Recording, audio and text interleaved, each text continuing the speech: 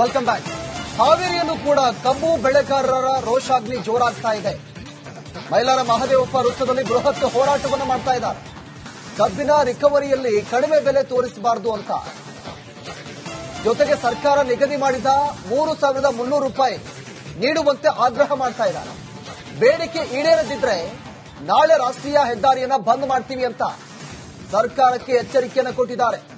ಸರ್ಕಾರ ನಿಗದಿಪಡಿಸಿದ ಬೆಲೆ ನೀಡುವಂತೆ ರೈತರು ಹೋರಾಟವನ್ನು ಮಾಡ್ತಾ ಇದ್ದಾರೆ, ಒತ್ತಾಯವನ್ನು ಮಾಡ್ತಾ ಇದ್ದಾರೆ. ಪ್ರತಿ ಟನ್ಗೆ 3,200 ರೂಪಾಯಿ ದರ ನೀಡುವಂತೆ ಆಗ್ರಹ ಮಾಡಿದ್ರು. 3 ಕಾರ್ಖಾನೆಗಳು ರಿಕವರಿಯಲ್ಲಿ ಕಡಿಮೆ ತೋರಿಸಿ ಕಡಿಮೆ ಬೆಲೆಯನ್ನ ನೀಡ್ತಾ ಇದ್ದಾರೆ.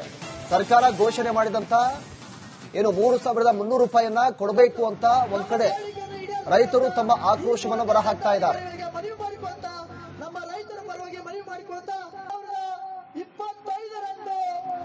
ರಾಷ್ಟ್ರೀಯ ಹೆದ್ದಾರಿ ಆ ಟೋಲ್ ನಗರದ್ದು ಈ ಟೋಲ್ ನಗರದ್ದು ಮಧ್ಯದಲ್ಲಿ ನಾವು ಎಲ್ಲಿ ಸ್ಟ್ರೈಕ್ ಮಾಡ್ತೇವೆ ಅಂತ ಗೊತ್ತಿಲ್ಲ. ವಿಚಾರಕ್ಕೆ ಸಂಬಂಧಪಟ್ಟಂತೆ ನಮ್ಮ ಪ್ರತಿನಿಧಿ ಮಾರುತಿ ನಮ್ಮ ಜೊತೆ ನೇರ ಸಂಪರ್ಕದಲ್ಲಿದ್ದಾರೆ. ಮಾರುತಿ, ಇದೀಗ ರೈತರು ಒಂದ್ ಕಡೆ ಸರ್ಕಾರ ಏನು ನಿಗದಿ ಮಾಡಿದೆ ಬೆಂಬಲ ಬೆಲೆ, ಅದನ್ನ ಹಣವನ್ನ ನಮಗೆ ನೀಡಬೇಕು ಅಂತ ಒತ್ತಾಯ ಮಾಡ್ತಾ ಇದ್ದಾರೆ. ಸದ್ಯಕ್ಕೆ ಏನು ಅಪ್ಡೇಟ್ಸ್ ಇದೆ ಅಂತ?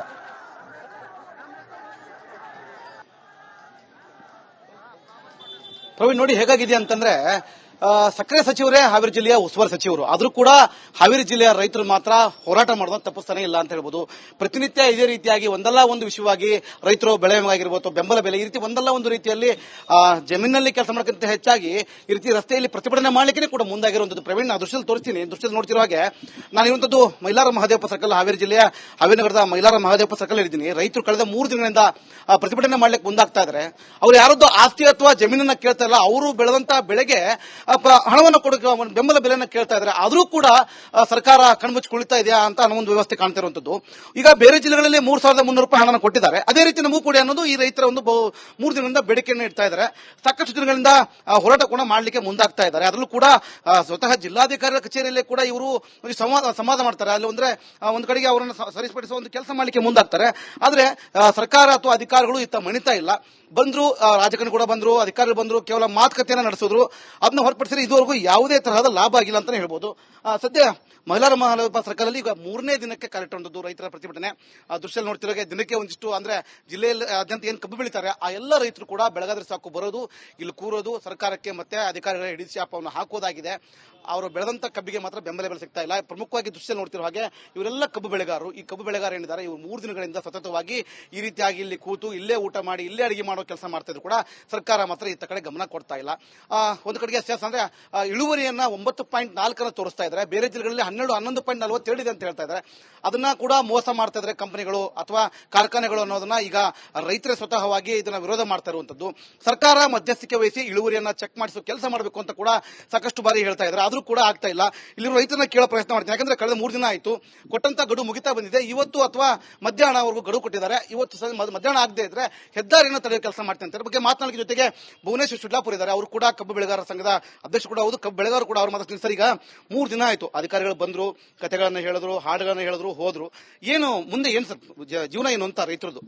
ಈಗ ಇದು ರಿಕವರಿಯಲ್ಲೇ ನಮಗ್ ಮೋಸ ಐತಿ. ನಮ್ದು ಒಂದೇ ಉದ್ದೇಶ ಅದ, ಮುಂಚೆ ನಮ್ದು ರಿಕವರಿ ಸರಿ ಮಾಡ್ಬೇಕು. ರಿಕವರಿ ಸರಿ ಮಾಡ್ಬೇಕಂದ್ರೆ ಏನ್ ಮಾಡ್ಬೇಕು, ಈ ರಾಜ್ಯ ಸರ್ಕಾರ ಜವಾಬ್ದಾರಿ ತಗೋಬೇಕು. ರಾಜ್ಯ ಸರ್ಕಾರ ಜವಾಬ್ದಾರಿ ತಗೋಬೇಕಂದ್ರೆ ಒಬ್ಬ ನಮ್ಮ ಹೈಕೋರ್ಟಿನ ನ್ಯಾಯಾಧೀಶರಿಂದ ಇದು ಯಾಕೆ ಹಿಂಗಾತು ಅನ್ನೋದು ತನಿಖೆ ನಡೀಬೇಕು. ಒಂದೇದ್ದು ಹೌದಾ, ನಾವು 1986ರಿಂದ 2006 ಮಟ್ಟ ರಿಕವರಿ ಇದ್ದು 2007ರಿಂದ ಇತ್ತ ಕಾರ್ಖಾನೆ ಮಾಲೀಕರಿಗೆ ಸ್ವಂತಕ್ಕಾಗಿಂದ ರಿಕವರಿ ಅದ್ಯಾಕೆ ಬರೋದು ಕಡಿಮೆ ಆಗೈತಿ ಅನ್ನೋದು ನ್ಯಾಯಮೂರ್ತಿಗಳಿಂದ, ಹಾಲಿ ನ್ಯಾಯಮೂರ್ತಿಗಳಿಂದನ ಎನ್ಕ್ವೈರಿ ಆಗ್ಬೇಕು ಫಸ್ಟ್.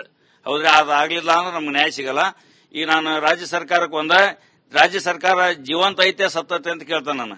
ಯಾಕಂದ್ರೆ 2 ಮಂದಿ ಸಕ್ಕರೆ ಕಾರ್ಖಾನೆ ಮಾಲಕರು ನಿಮ್ಮ ಆದೇಶಕ್ಕೆ ಅವರು ಧಿಕ್ಕರಿಸ್ತಾರ ಅಂದ್ರೆ ಮತ್ತೆ ನೀವೇನ್ ಮಾಡಕತ್ತೀರಿ ಅಲ್ಲಿ ಕುತ್ಕೊಂಡು ಅಂತ ನನ್ನ ಅಭಿಪ್ರಾಯ. ಈಗ ರಾಜ್ಯ ಸರ್ಕಾರ ಆದೇಶ ಮಾಡ್ತೈತಿ, ಅದು ನಿಚ್ಚಳನೇ ಇಲ್ಲ. ಇತ್ತ ರೈತರನ್ನು ಗೊಂದಲ ಕೇಳೈತಿ, ಇತ್ತ ಅಧಿಕಾರಿಗಳನ್ನು ಗೊಂದಲ ಕೇಳೈತಿ, ಕಾರ್ಖಾನೆ ಮಾಲೀಕರನ್ನು ಗೊಂದಲ ಕೇಳೈತಿ. ಈಗ ನೀವು ಸ್ಪಷ್ಟ ಆದೇಶ ಮಾಡ್ರಿ, ಈ ಹಾವೇರಿ ಜಿಲ್ಲಾಕ್ ಏನ್ ರೇಟ್ ಕೊಡಬೇಕು ಅನ್ನೋದು ನೀವು ಆದೇಶ ಮಾಡ್ರಿ. ಅದ್ನ್ಯಾಕ್ ಗೊಂದಲ ಮಾಡ್ತೀರಿ? Sugar commission. Welcome back. ಹಾವೇರಿಯಲ್ಲೂ ಕೂಡ ಕಬ್ಬು ಬೆಳೆಗಾರರ ರೋಷಾಗ್ನಿ ಜೋರಾಗ್ತಾ ಇದೆ. ಮೈಲಾರ ಮಹದೇವಪ್ಪ ವೃತ್ತದಲ್ಲಿ ಬೃಹತ್ ಹೋರಾಟವನ್ನು ಮಾಡ್ತಾ ಇದ್ದಾರೆ.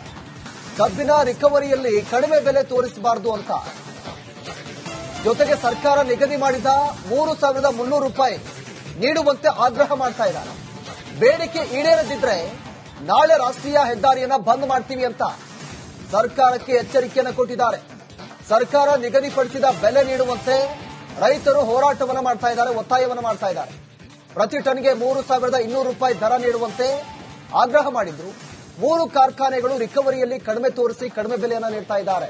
ಸರ್ಕಾರ ಘೋಷಣೆ ಮಾಡಿದಂತ ಏನು 3,300 ರೂಪಾಯಿಯನ್ನ ಕೊಡಬೇಕು ಅಂತ ಒಂದ್ ಕಡೆ ರೈತರು ತಮ್ಮ ಆಕ್ರೋಶವನ್ನು ಹೊರಹಾಕ್ತಾ ಇದ್ದಾರೆ. ಮನವಿ ಮಾಡಿಕೊಳ್ತಾ ನಮ್ಮ ರೈತರ ಪರವಾಗಿ ಮನವಿ ಮಾಡಿಕೊಳ್ತಾ 25ರಂದು ರಾಷ್ಟ್ರೀಯ ಹೆದ್ದಾರಿ ಆ ಟೋಲ್ ನಗರದ್ದು ಈ ಟೋಲ್ ನಗರದ್ದು ಮಧ್ಯದಲ್ಲಿ ನಾವು ಎಲ್ಲಿ ಸ್ಟ್ರೈಕ್ ಮಾಡ್ತೇವೆ ಅಂತ ಗೊತ್ತಿಲ್ಲ. ವಿಚಾರಕ್ಕೆ ಸಂಬಂಧಪಟ್ಟಂತೆ ನಮ್ಮ ಪ್ರತಿನಿಧಿ ಮಾರುತಿ ನಮ್ಮ ಜೊತೆ ನೇರ ಸಂಪರ್ಕದಲ್ಲಿದ್ದಾರೆ. ಮಾರುತಿ, ಇದೀಗ ರೈತರು ಒಂದ್ ಕಡೆ ಸರ್ಕಾರ ಏನು ನಿಗದಿ ಮಾಡಿದೆ ಬೆಂಬಲ ಬೆಲೆ, ಅದನ್ನ ಹಣವನ್ನ ನಮಗೆ ನೀಡಬೇಕು ಅಂತ ಒತ್ತಾಯ ಮಾಡ್ತಾ ಇದ್ದಾರೆ. ಸದ್ಯಕ್ಕೆ ಏನು ಅಪ್ಡೇಟ್ಸ್ ಇದೆ ಅಂತ?